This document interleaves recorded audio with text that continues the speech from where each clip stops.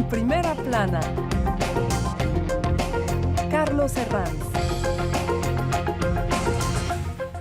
Bienvenidos en Primera Plana, un programa de Radio Francia Internacional y de France 24. Esta semana ponemos el foco en la figura de Vladimir Putin, quizá de la que más hablamos en la actualidad. Para ello me acompañan en este estudio Eusebio Val, corresponsal del diario La Vanguardia en Francia. Bienvenido. Hola, Carlos. Rafael Cañas, delegado de la agencia EFE en Francia. Bienvenido. Gracias, Carlos. Fernando Abaquian, experto en el espacio exsoviético. Bienvenido, Fernando. Buenos días, Carlos. Y a distancia en duples, Ana Kowalczyk, internacionalista de la Universidad de Chile. Bienvenida, Ana. Buenos días, gracias por la invitación. Radiografía Putin, el autócrata que tiene en jaque al mundo, hoy en Primera Plana. Se cumple un mes de la invasión rusa de Ucrania, como ya acuñan muchos mandatarios, de la guerra de Putin. Durante las últimas semanas en este programa nos hemos centrado en la guerra y en sus consecuencias a todos los niveles, y hoy nos centramos en la persona, en él, en Putin.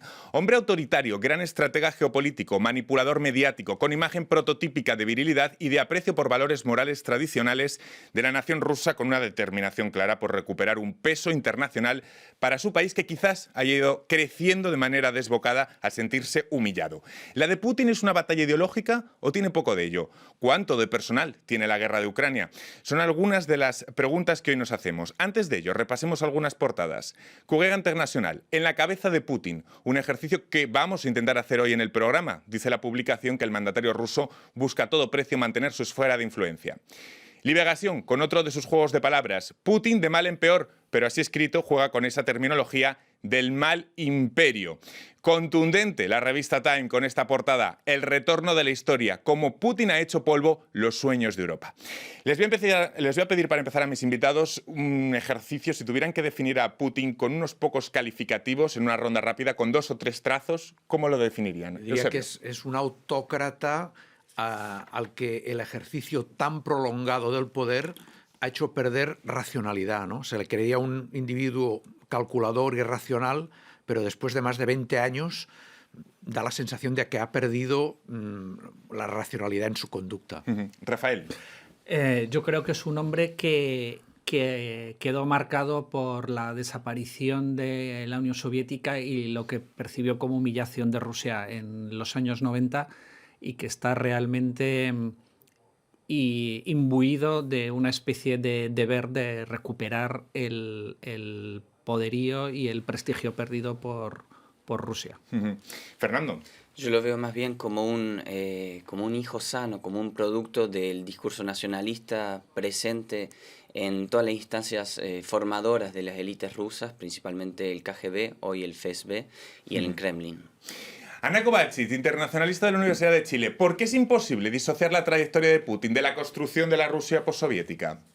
Putin tenía un cargo muy importante en la ciudad de San Petersburgo, en la alcaldía, donde fue prácticamente vicealcalde, tenía un puesto muy alto, y donde se dedicó prácticamente a defraudar a la ciudad, en conjunto con el alcalde, ¿no?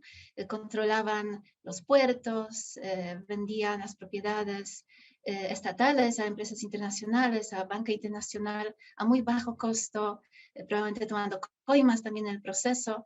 En conjunto hicieron negocios con vivienda pública, también se enriquecieron muchísimo. Entonces, en ese sentido, Putin es como símbolo de esos nuevos líderes de Rusia postsoviética que durante pocos años, cuando toda la sociedad estaba sufriendo desempleo, hambre, etcétera, se enriquecieron muchísimo.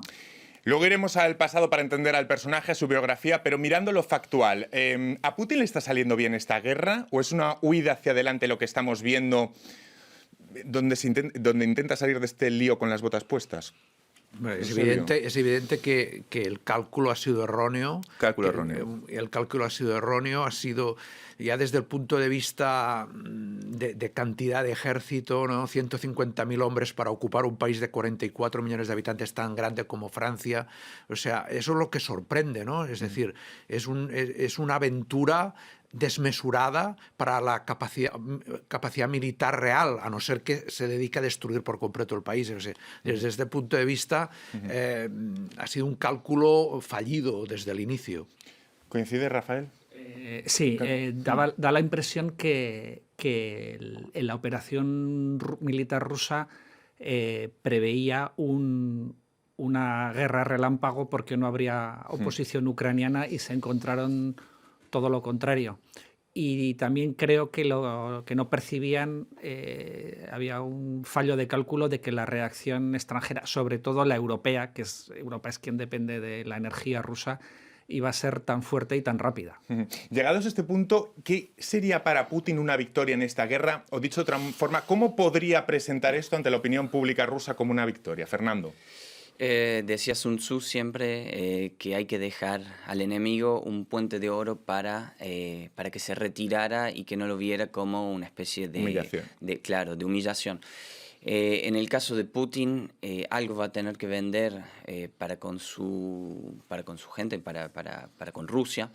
Y una de las posibilidades, por más de que resulte terrorífico pensarlo así, sería una partición de Ucrania, según la cual una parte quede bajo un gobierno adicto a Moscú, una especie como de Lukashenko, como es el caso en Bielorrusia, posiblemente teniendo como capital Kharkiv, que había sido en su época la capital de la Ucrania soviética, y presentando esto como una victoria, siempre y cuando no llegue a tomar Kiev, que es todavía una posibilidad.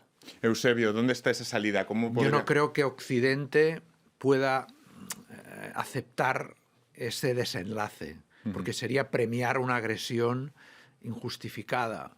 Yo creo que... Pero hay que buscar hay que darle una salida. Como máximo, que ya lo está ofreciendo Zelensky, sería la neutralidad de Ucrania, aceptar que Crimea se mantiene como dentro de Rusia. Creo que Occidente y la propia Ucrania, lo máximo que puede aceptar, y ya es mucho, es una neutralidad con garantías reales. Pero eso va a ser muy difícil de negociar. Yo creo que ahí está el meollo de la salida en este momento. Si eso es una salida no humillante o no para Putin, es dudoso. Rafael. Yo coincido con Eusebio, tal vez que Ucrania aceptará y la comunidad internacional la anexión de Crimea, o incluso de las partes ahora controladas por Rusia en las regiones de Donetsk y Lugansk, porque además ahí que están pobladas por rusófonos y aparentemente rusófilos, tal vez incluso a Ucrania no le interese recuperar el control para no tener, digamos, el enemigo dentro. Pero está la cuestión de ver si eso sería suficiente para Rusia después de semejante gasto, tanto en recursos militares como en imagen de Rusia destruida en el exterior. Bueno, estos días estamos revisando la biografía de Putin al detalle. Fernando, ¿cuál es el error más frecuente que hacemos al analizar el personaje? En mi opinión, el error más frecuente sería ver en Putin un personaje aislado, es decir, no verlo como decía poco antes, como un producto de un discurso casi que omnipresente en las altas esferas del poder en Moscú. Es decir, Putin está animado por una cierta revisión histórica de la propia historia rusa, que no es propia a él mismo y que lleva mucho tiempo, digamos, en la escena pública rusa. Putin él mismo escribió en julio del 2021 un ensayo que él mismo también publicó en la página del gobierno ruso, en la cual explica un poco su visión de lo que es la historia rusa, en la cual habla acerca de la unidad de Ucrania y de Rusia, en la cual dice el pueblo ucraniano es parte del pueblo ruso. Cuidado, todos los nacionalismos se parecen en el hecho de que todos ellos se creen únicos, y en este sentido obviamente conocemos el excepcionalismo estadounidense, conocemos el proyecto civilizatorio chino. Lo de Rusia no es algo único, pero en gran medida resulta mucho más, en este momento, mucho más agresivo que otros tipos de nacionalismos. Y yo creo que es esto lo que anima en última instancia a Putin. Rafa, Eusebio, ¿qué errores hemos cometido a la hora de analizar el personaje? Bueno, esto de que no es un fenómeno personal, ¿no? Quizás producto de un desequilibrio, ¿no? que hay toda una estructura de pensamiento detrás, y que la caída de los imperios siempre es muy problemática, ¿no? Y yo creo que Occidente quizás ha cometido también el error durante estos años, del 2014 hasta ahora, de no haber ofrecido a Rusia este estatuto de neutralidad de Ucrania, de ir insistiendo hasta el último momento. Las puertas de la OTAN están abiertas, las puertas de claro, no habría que darle excusas, ninguna excusa a Putin. Y yo creo que es intolerable e injustificable lo que ha hecho Putin, pero Occidente en estos años no ha tenido una política inteligente para prevenirlo. Voy a lanzar la misma pregunta a Ana Kowalczyk, desde Chile. ¿Cuál es el error que más frecuente hemos hecho a la hora de analizar a Putin? Sobre todo, Putin parece ser analizado como un personaje racional, ¿no? ¿Y por qué se lo considera racional? Se lo considera racional porque le interesan intereses económicos, sobre todo, ¿no? Putin ha tenido muy buenas relaciones con las empresas europeas, italianas, alemanas, etc., ¿no? Ha hecho muchos negocios. Él mismo es el hombre de negocios. Él hizo que Procter & Gamble, por ejemplo, la empresa multinacional, entró al mercado ruso, ¿no? Él creó una empresa que sirvió como un joint venture para Procter & Gamble en Rusia. Entonces hay una tendencia que parece ser como tendencia de nuestros tiempos, de creer que las personas que se enfocan en enriquecerse en su interés privado son en cierto modo contrarios a culto de personaje, son como opuestos de culto de personaje, ¿no? De autoritarismo, etc. Entonces, yo creo que hay una tendencia de enfocarse solamente en su enfoque en intereses privados como que moderan las otras pasiones. Rafa. Yo creo que hay dos, y no solo uno. Uno es no tener o no tomar en serio a Putin y los avisos que va lanzando. Una de las grandes analistas de Putin dijo recientemente, Putin hace lo que dice que va a hacer. Entonces, igual en Occidente no se ha tomado en serio, se pensaban que eran bravuconadas, que eran faroles de póker, y no pensaban que podía ser cierto. Y el otro error es, hay mucha gente que está pensando que tal vez Putin no está en sus cabales, y hasta los medios de comunicación internacionales han recurrido a psicólogos o psiquiatras que insisten. El hecho de que no entendamos el marco mental de una persona no significa que esté loco ni que esté mal de la cabeza, sino que funciona de otra forma. Ahora te doy la palabra, Fernando. Hacemos en este punto una breve pausa y enseguida volvemos en Primera Plana. Hasta ahora.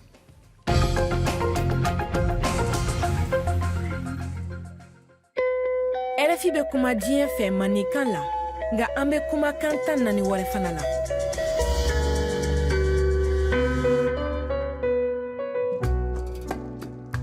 Oye, RFI lamɛ Espagne kana. Sintonice cada día nuestros programas en español. Entérese de la actualidad latinoamericana. Oye, an ka diɲɛ fréquence sɔrɔ RFI.fr kan. RFI be kuma diɲɛ fɛ manikan la nka an be kumakan ta 4 wɛrɛ fana la.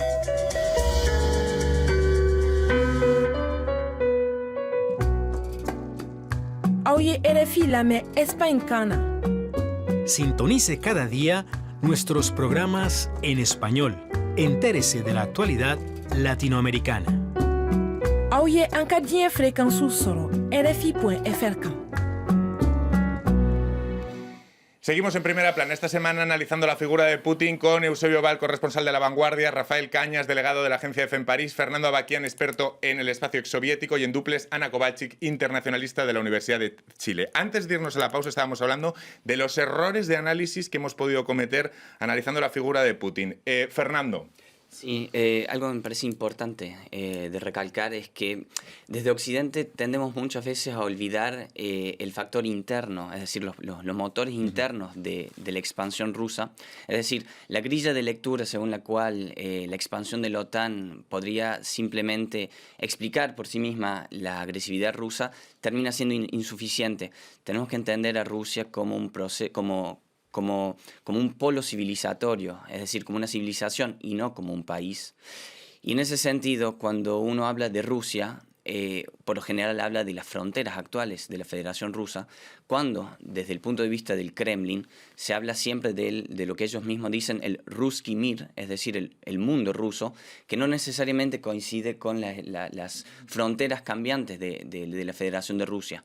Entonces, cuando uno se plantea por qué avanza el Kremlin ante Europa Oriental, y en realidad no necesariamente esto obedece a una expansión de la OTAN, aunque sí, sin duda, eso implica en alguna medida como la necesidad de actuar por parte del Kremlin. Pero esta visión patrimonialista para con el resto de los pueblos eslavos y de Europa Oriental en general precede a la existencia de la OTAN y está en la génesis misma del Estado ruso, de la creación del Estado ruso. Vamos a hacer un breve repaso a la biografía, los puntos fundamentales de la historia que han marcado a Putin. Ana Kovalchik, se oye y se lee mucho de que los años de la KGB y luego su paso por el FSB, el Servicio Federal de Seguridad, han sido determinantes para el recorrido de Putin y la concepción que tiene de la Rusia que está construyendo. ¿Qué tan cierto es? Claro, seguramente el paso de Putin por KGB contribuyó a fortalecer su mentalidad como llena de sospecha, ¿no? de mentiras, de juegos con estándares dobles, etcétera, ¿no? Los métodos que él está usando hasta ahora. También en KGB Putin estaba encargado de trabajar con la disidencia, en realidad mandar a la disidencia a la cárcel, ¿no? Buscar pruebas, seguir, estudiar los CVs, ¿no? La vida de esas personas. Además, también Putin trabajaba en KGB en Dresden, que fue Alemania Oriental, donde él vio la caída de la Unión Soviética, la caída del muro de Berlín en Dresden. ¿No? Él lo vivió y seguramente fue un choque también ahí para él, ¿no? Él estaba en Berlín cuando las multitudes alemanas que reclamaban transformaciones en Alemania Oriental, se fueron hacia la sede de la KGB, hacia la sede de la policía secreta alemana, Stasi, ¿no? Protestando contra ellos. Entonces, parece que también esta sensación de la decadencia de Unión Soviética que él vio de primera mano también lo ha impactado muchísimo. Quizá la pregunta sea, Eusebio, ¿su megalomanía y su ascenso autoritario se han ido desarrollando más con el paso del tiempo? Esto me recuerda también, por ejemplo, a Erdogan. ¿O esa determinación siempre ha existido desde el principio? ¿Cómo se ha ido construyendo? ¿Cómo creen que se ha ido construyendo esa...? Yo creo que se ha ido construyendo, y es que, claro, yo creo que uno de los elementos del análisis es el carácter autoritario del régimen, ¿no? Este tipo de sistemas necesita este expansionismo, esta necesidad de generarse enemigos internos y externos. Yo creo que esto es una de las claves para entender... Sobrevive gracias a ello, ¿no? Claro, no deja de ser raro que Rusia, a pesar de todo, durante los últimos 20 años ha tenido un desarrollo económico, ha generado bienestar, no para todo el mundo, pero comparado con los años 90 del siglo pasado, después de la caída del comunismo, es decir, ha generado, el nivel de vida ha aumentado mucho, ¿no? Sí. Y ha demostrado una cosa que también que una dictadura, un régimen autocrático puede generar bienestar material.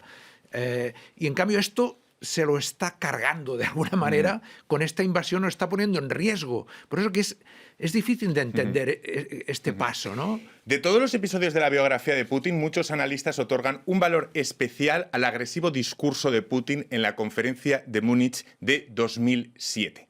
En su intervención, Putin condenó firmemente los esfuerzos de Estados Unidos por construir un mundo unipolar y criticó el acercamiento de la OTAN hacia las fronteras de Rusia. ¿Cuántas veces hemos rescatado estos días, Rafael, Fernando, aquel discurso?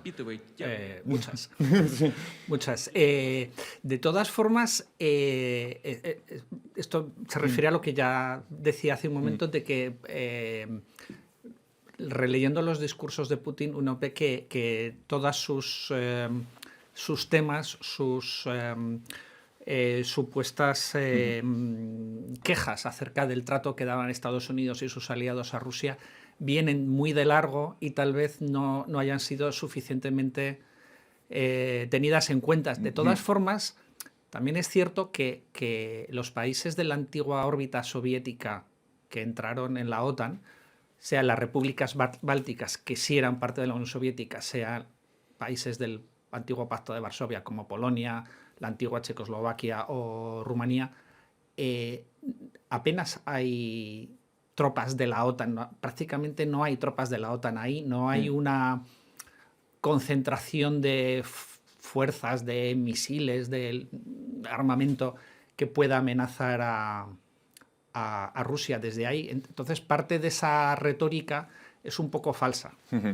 Otro punto de la biografía, seguimos repasando con imágenes. Las ofensivas militares para asegurar la influencia del Kremlin no son una táctica aislada en los 22 años de Vladimir Putin al frente de Rusia.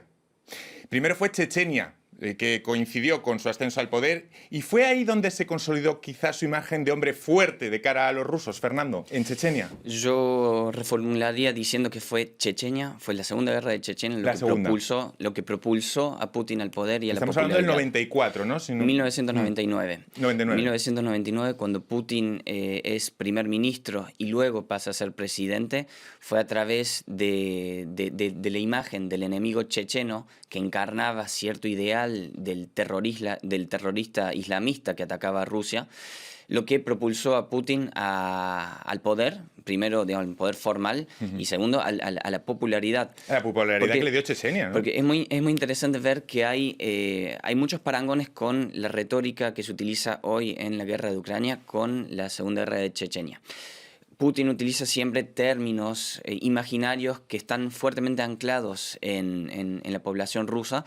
En su época fue hablar del enemigo terrorista islamista que está atacando a través de diversos atentados las ciudades rusas. En el caso de Ucrania utiliza una técnica similar, que es simplemente decir, son los nazis. Recuerden, los nazis que nosotros hemos vencido en la Segunda Guerra Mundial, que reaparecen en Ucrania, entonces queremos desmilitarizar, desnazificar. Entonces, nuevamente, son discursos que están bien arraigados en la población rusa y que les resulta extremadamente útiles. Otro momento, porque Putin impuso su mano de hierro una década después en Georgia, en 2008, y ya en Ucrania en 2014, pero por primera vez justo antes de ello, Putin se dio un gran baño de masas en Sochi. Lo recordamos, fueron los llamados Juegos de Invierno de Putin. Para muchos analistas, aquellos faustos fueron como una especie de ceremonia de coronización del zar. Fue ahí en Sochi donde Putin mostró al mundo la gran vitrina de su poder y de sus ambiciones. No sé si lo recuerdan. Esos faustos forman parte de esto. Sí, por eso yo insistiría en decir que está dilapidando esa estatura que había conseguido, exacto, además, como interlocutor en Medio Oriente.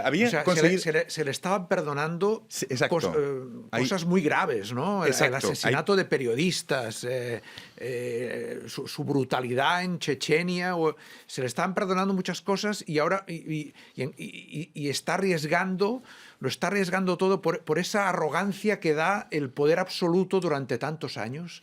Yo creo que es un caso típico, ¿no? de Rafael, ese, como decía Eusebio, ha dilapidado ese gran capital que había conseguido como interlocutor, además, en Oriente Medio y en muchos sitios. Sí, desde luego. La imagen de Putin en Occidente está ahora actualmente destruida. Nada, no te preocupes, Fernando. Pero es cierto, me parece importante recalcar lo siguiente. Justamente Putin quiere una vez más ser la imagen del líder de los pueblos eslavos, y en ese sentido está ganando cada vez más popularidad en Rusia, aunque esto es muy difícil de verificar. Claro, esa es otra. Pero por otro lado, posiblemente, si esta jugada le sale bien, en alguna medida esto va a generar apoyo en el resto del mundo eslavo, como por ejemplo los serbios, que no saben qué hacer, dónde posicionarse entre Europa y Rusia. No se sabe qué va a ocurrir en Bielorrusia luego del fin de la guerra, que no sabemos qué va a pasar. Rafa. Efectivamente, la imagen de Putin en Occidente, el Occidente tradicional, está absolutamente hundida ahora, pero sí me gustaría recalcar que a nivel de otros países no tanto, y no tanto igual por amor a Rusia como por...